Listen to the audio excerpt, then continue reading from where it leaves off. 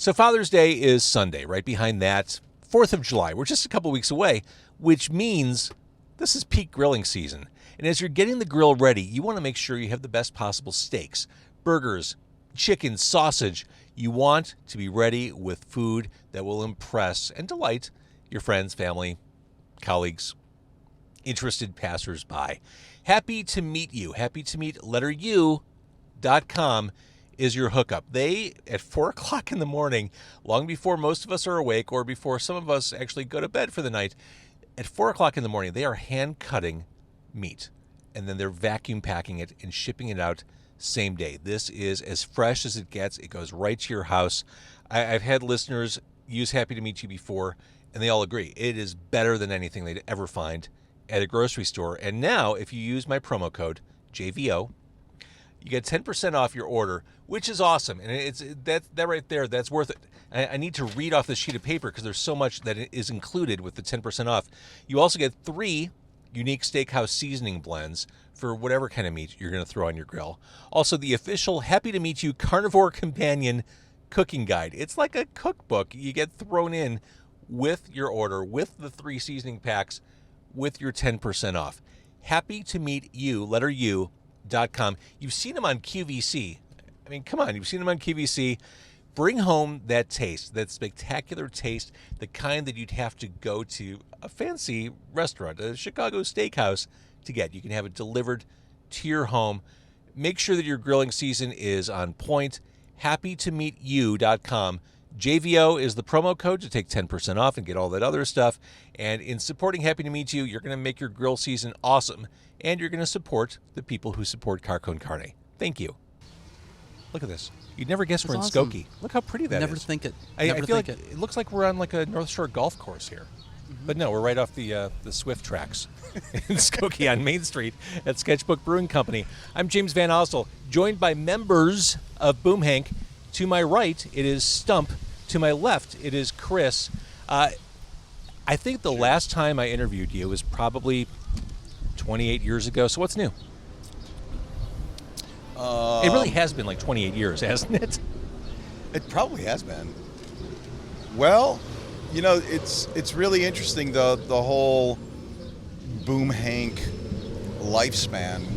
We never broke up. It was just careers, wives, children. Life getting in the way. Yeah, kind of took over, and we tried getting together as much as we could and messing around. We did some punk cover bands back in the day and would play a friend's hot dog stand and do that for the summers, and you know, it's just fun, which was ultimately what Boom Hank was all about. You know, in the late 80s, we weren't thinking about getting signed by any major labels or anything. You know, it was like maybe Ken and Rick at Pravda will do something for us, but okay, I want to talk about those early days, too, because I don't even think I know much about the early days of Boom Hank.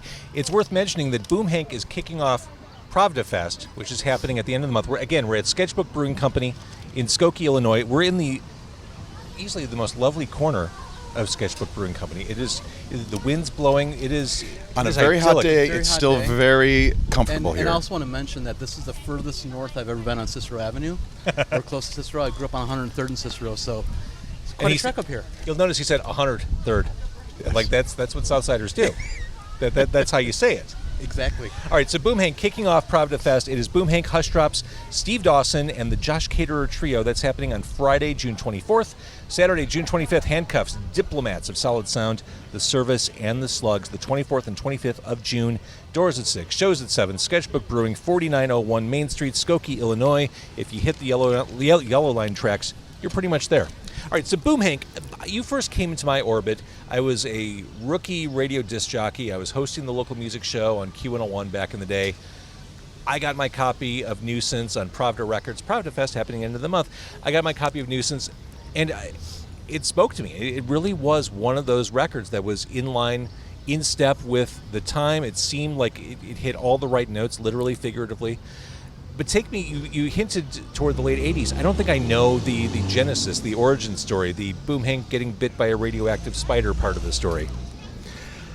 Pretty typical storyline, really. You know, it's like a bunch of us were into the underground music scene on the South Side, particularly not very popular, and so we just decided to kind of jump into the city scene and take off.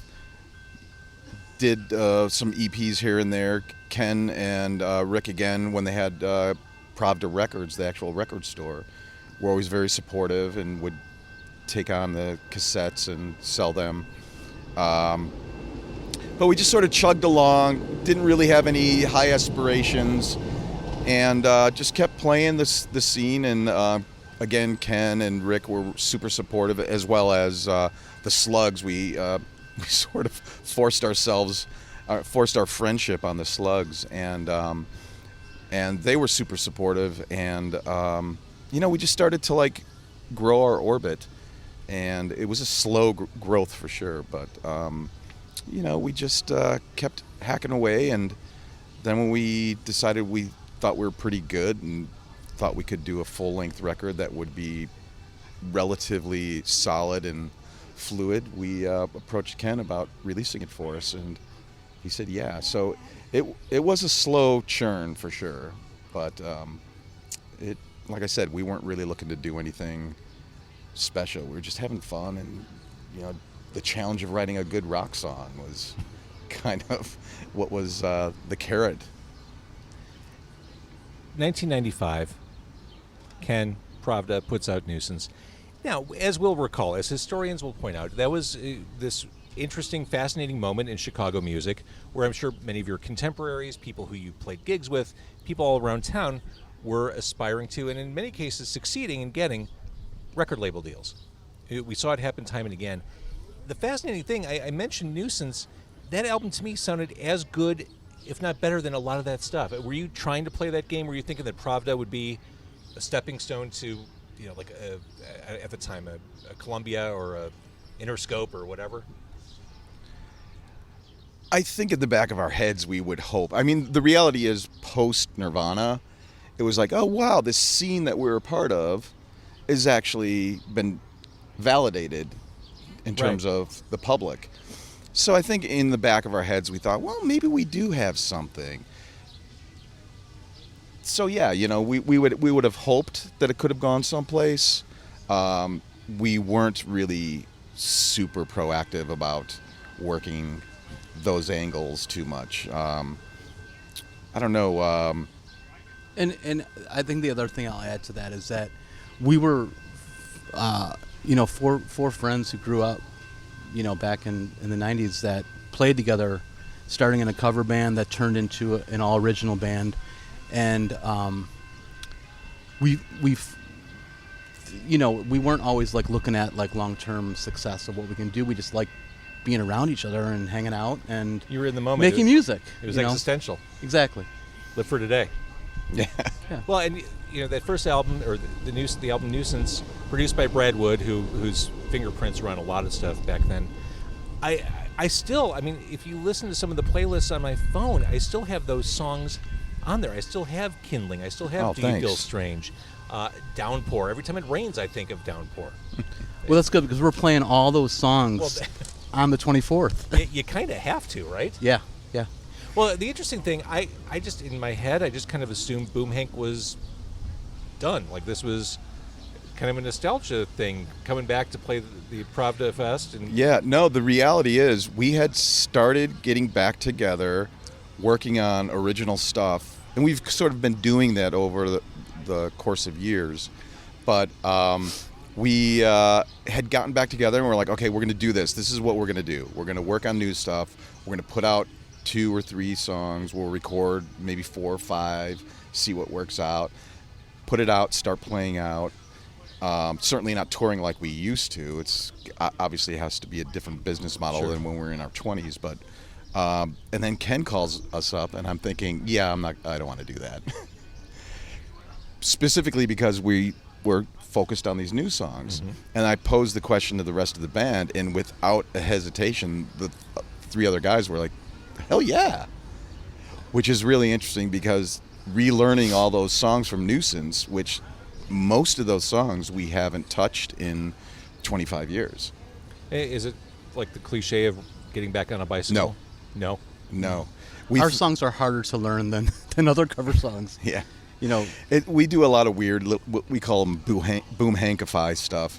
We have these little twists and turns, and I have a penchant for doing weird triads and trying to figure out those things. We assumed, muscle memory will kick in at some point, and it's kind of strange how hard it was to figure out our stuff. Suddenly it became work. It really did. yeah. And we were panicking. Well, 3 months ago, we were like, holy shit, this is not going to be easy. So now that you're 3 months past that and you're in your groove, you're about to play here, you're about to kick off Pravda Fest in 2 weeks, how does it feel to be kind of in sync with one another? I'm not much of a nostalgic individual, but it's been a lot of fun. And we've even joked about, wow, whoever wrote these songs, they were pretty good. Yeah, and I think the other thing is that our second record was so different than Nuisance. I think if you heard Second it, full Should length, Ghost Fly. right. Oh yeah, well you kind of went from being like replacements adjacent to Velvet Underground adjacent. Right, You took a turn. right. A lot of that had to do, we toured so much between 94 and 96 that it just seemed like it seemed like everyone sounded relatively the same. Mm-hmm. It was You're not wrong. It was very much, 2 guitars, bass, drum, loud, quiet, loud, and we're like, okay, well, let's try and figure out what to do different and unique and try and find more of our voice or take a radical left turn. And then we were working with Brian Deck on that next record, and we spent a lot of time, and, God bless him, he hung in there with us. And we maybe overreached a little bit with the sonic playfulness, but we should have muted some things when we were mixing. But it was just so much fun working on that record and then touring on that. And the songs we're working on now make sense that they would have been the songs written after Nuisance. So it's almost like we're taking It a feels little like step back, they're right, Stump? kind of in between the two at this point. Yeah. Is it kind of like rebooting Halloween, the John Carpenter franchise, where the latest movies pick up after the first movie and everything else was invalidated? I would say exactly. We're not dead yet. You're unkillable. Are you kidding? You would think we were dead. All right, so that all said, you're rehearsing, you're ready to play Pravda Fest, writing new music? Yeah, actually, I was just telling Ken, our bass player, Clark, tracked out all the new songs that we've been working on, bits and pieces, and he's like, basically we have a 2-record release coming if we actually do all this. Of course, it's not going to happen, but It'd be a ballsy move for sure. Ken's already warned us not to do that. Hi, remember us? Here's our double album. Exactly. Yeah. It would be ballsy, though. It would be. I mean, make a statement. Yeah. People would almost have to buy and or listen to it just because of the sheer audacity of it. Without even Duly noted. Yes. Okay, then we're going to do it, James. Yes. See, when I sat down, I mean, I knew we've had this on the books for a little bit. When I was coming out here, I just thought we'd be talking about the old days. It didn't even occur to me that we'd be talking about Boom Hank in the future, which I find very exciting. This is a shocking plot twist to this interview for me. Well, like I said, we've been together, like Chris said, we're all guys that grew up in the neighborhood and we're friends in that regard. And to us, it's like getting together and playing music. It's kind of like a card night, It's like, let's get together. Clark and I, the bass player, we started in a band freshman year in high school. So it's been like, That's so different cool. bands, and we just kind of hung together. He's my wingman. Well, I hate to take things in a depressing or sad turn, but let's talk about Joe. Yeah, so Joe was definitely sort of a spark plug for the band. He was one of the original guitarists, and he would constantly come up with nutty ideas, like doing the punk covers and playing at the hot dog stand. And when we were, one of those moments when we were working on new material, he was saying, I don't feel very well, and it turned out that he ended up with stomach cancer. Oh, my God. Yeah, they removed his stomach. He was going through treatment, doing really well. Some scans were a little problematic, so they were doing some additional treatments. And right as we were getting into COVID, he passed away. And, obviously really kind of threw us for a loop too. That's really hard. Yeah, and from what we understand, it had nothing to do with COVID. It was all cancer related. Yeah, so. I mean that's a horrible, insidious illness. Yeah, and to have your stomach removed was one of those things. It's like, can you do that? And right. And he was doing well up until that new treatment that they were giving him, and it just sort of threw him for a loop unexpectedly when his wife Sharon called us up and said, "Hey, just want to let you know Joe passed." We were really blown away because I literally talked to him like 2 days before, and it was fine. Me too. We were in. It was really strange. It was like, wait, what? So anyhow, because this is the first real Boom Hank show that we're doing versus the cover band stuff that we're doing, in honor of him, we're going to take all the proceeds that we're going to get and donate to Give a Shirt. And for those who don't know about Give a Shirt, started by Scott Marvel, and it helps the Streetwise folks. They've been around for 6 years, really super beneficial during the COVID, the initial COVID lockdown, because obviously there was nobody on the streets, but they've garnered over $260,000 for them over the 6 years. And Joe was such a proponent for people who are down and out, and we thought he would really love to give something to them. Even if he was playing with us, he'd probably want to do something like that. So we thought, we talked to Sharon, his wife, and she's like, that would be amazing. So that's what we're going to do in his honor, in his memory. That's a great way to honor his memory. And the Give a Shirt, I mean, the designs, I mean, for people who are interested in supporting what they do, I mean, John Langford has contributed designs, and I think Tweety has as well. I mean, just like fantastic, really cool collectible type stuff. And like you said, I mean, it goes to support a community that really could use a boost. Absolutely. So we're really happy that Scott Marvel agreed to taking on the challenge, if it is a challenge. But he was. I thought there might be some weirdness, like, hey, instead of directly putting the money towards Streetwise, we just thought it would be great to provide whatever little focus we could on Give a Shirt, and he was really great about making that available for us. I love that. And again, what a thoughtful way. Yeah. Because I'm sure, like you said, you all came up together. Like, you're supposed to be invincible. You're supposed to, to ride off into the sunset And if together. you knew Joe, you would think he was the most invincible. It's like the stories growing up with him were just like, how did you get into and out of that? Right. Yeah, it's pretty incredible. All right, so we're in Skokie. We're at Sketchbook Brewing Company. This is ground zero for what will be Pravda Fest at the end of June. I mean, we're out here in the middle of June. It is sunny. It is clear skies. Welcome to summer in the Midwest. This is the time. As of last night, right? Yeah, right. But, I mean, this is the time to be outside, listen to live music, enjoy a cold Pravda 38. It's almost gone. Which is on Yeah. tap. Delicious beer, by the way. I've It loved is Sketchbook, so delicious. but this is like, it sounds trite, but it's a really amazing, great beer. And it's a great summer beer. Yeah. I would say For a it's a hot day. beer befitting of the Pravda legacy. I will go with that. So Agreed. again, Pravda Fest. It is Boom Hank starting the whole damn thing. Boom Hank, Hushdrops, Steve Dawson, Josh Caterer trio. Saturday, the Handcuffs, Diplomats of Solid Sound. There are like 30 members. I don't know if we have room for Diplomats of Solid Sound at Pravda Fest. Actually, we might need a second stage for them. They. Yeah, we might need to knock second down a stage. wall or two just to accommodate all the members. The Service is back in service, and the Slugs back in service as well. What a Pretty exciting. lineup. It is the Pravda Fest, celebrating 38 years of Pravda Records, a venerable independent music institution.